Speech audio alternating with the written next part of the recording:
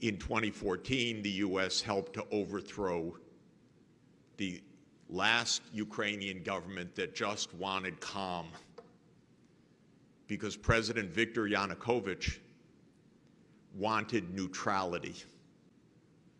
And so a protest started when Yanukovych delayed signing the agreement with the European Union, and the U.S. stoked the protest behind the scenes, pouring huge amounts of money into the protest, funding it. I know it. I saw it with my own eyes, by the way. Leading American NGOs working side by side with the government, pouring in vast money for that protest. Not saying we don't want to interfere, directly leading the protest. And then a violent overthrow of the government, and the new government came in and said, we want NATO. And then the United States said, we'll make you safe. We'll give you lots of armaments. You'll be perfectly safe. And so the U.S. started a mass sale of arms to Ukraine, guaranteed to destroy the country. Absolutely. Clear as could be. They did it. They absolutely destroyed the country. Because at the end of 2021, President Putin made one last try, stop NATO enlargement. And on December 17th, 2021, he put on the table a draft U.S.-Russia security agreement. And he had some very important correct points. And I'm not a Putin apologist. I am an objective observer over the last 30 years. President Putin observed the following. First, stop NATO enlargement to our border.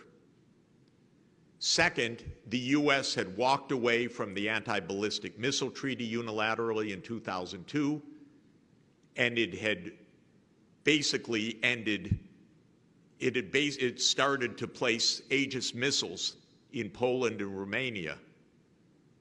And Putin said, we don't even know what is in those silos, but it's a few minutes from Moscow.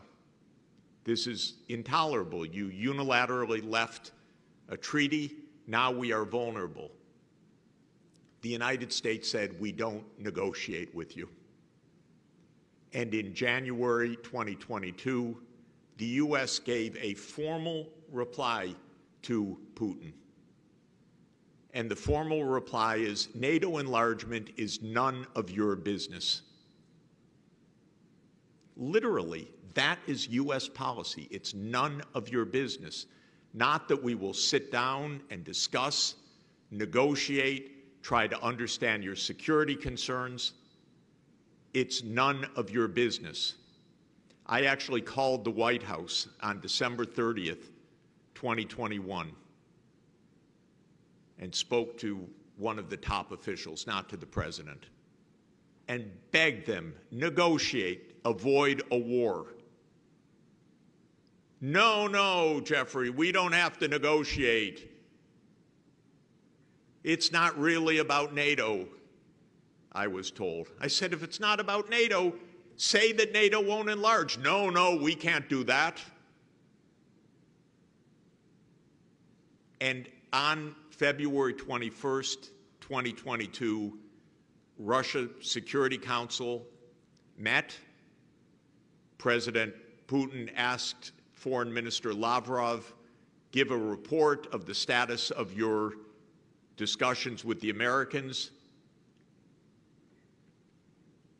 Lavrov responded that we have received a firm reply of no negotiation over NATO. We have tried, Mr. President, but we did not succeed. The U.S. will not engage in negotiations. And 3 days later, the special military operation took place.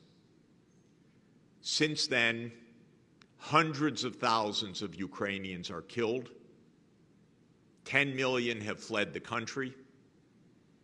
The economic collapse is probably more than 50%. Ukraine is losing around 1,000 soldiers every day, killed or seriously wounded right now. This so-called offensive or counteroffensive is a death trap. And the U.S. knows it, but we have a presidential election coming up, so we can't quite say it, because that might be embarrassing for the president. And so Ukraine is told, keep throwing your soldiers 1,000 a day to their death or to their permanent disability. And they keep doing it.